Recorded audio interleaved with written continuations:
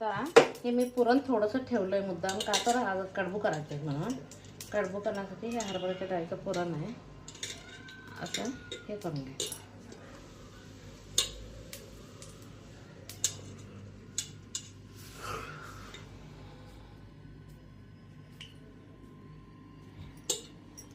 आता काय करायचं, गव्हाच्या पिठाची कणिक मी मळून ठेवली.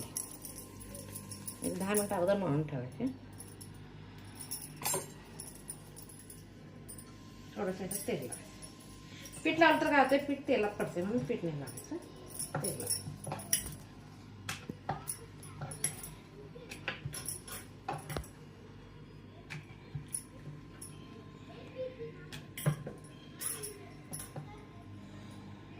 आता याच्यावर घालायचं.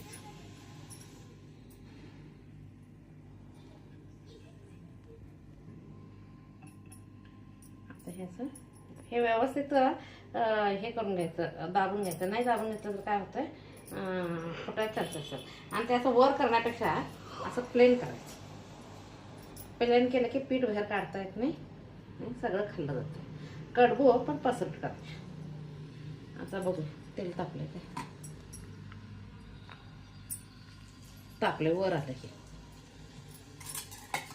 की ओळखायचं तेल तापले. आता स्लोली सोडते. हे दुसरं शकते लाटायची पण तेवढी गरज नसते.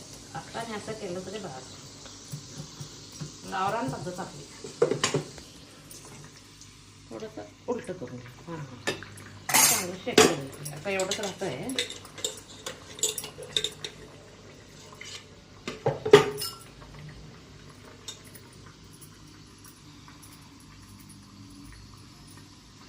एक वाटीला 1.25 वाटी गूळ घालायचा. ॲक्च्युली 1 वाटीला 1 वाटी गूळ घालायचा आणि वरचा जे 1/4 आहे की नाही ते साखर घालायची. म्हणजे टेस्ट एकदम छान येते.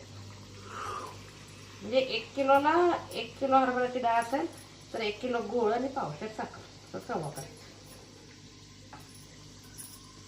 असं दाबलं तर एकतर फुटत नाही आणि नंतर असं पीठ साईडला काढतात, ते काढत नाहीत कुठलं. मी 2च करणार आहे म्हणून मी तेल जास्ती घातलं नाही. मग तळलेलं तेल फार वापरता येत नाही. मी परत लागलं तर घालता येतं म्हणून मी मोठी कढई ठेवलेली. तर इथं थोडंसं फुटल्यासारखं वाटतंय. ते तेलात गेल्यावर फुटू नये म्हणून अगोदर पॅच करून घ्यायचं.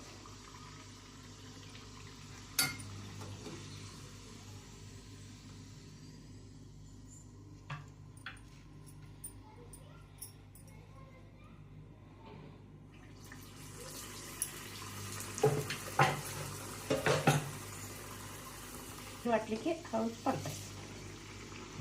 जर मी तिथं पॅक केलं नसतं तर फुटलं असतं. पॅक केलंय. दुपारचं जेवण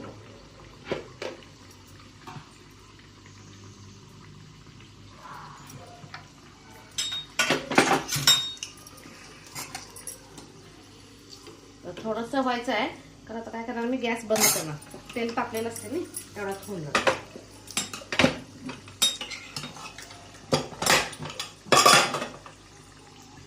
आता गॅस बंद केलाय.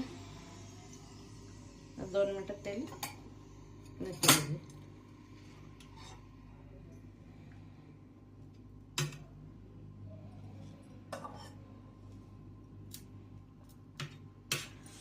गरम भात,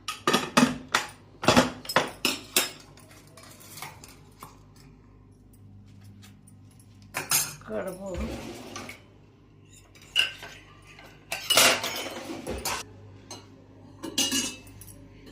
आणि आता कडबू करायला मी डाळ घातलेली की नाही, त्यातच कट काढून पाणी काढून त्याची आमटी केली.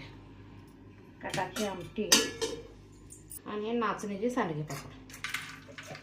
आणि ह्याच्यावर तूप घालणार आहे मी. तुपाबरोबर खायला.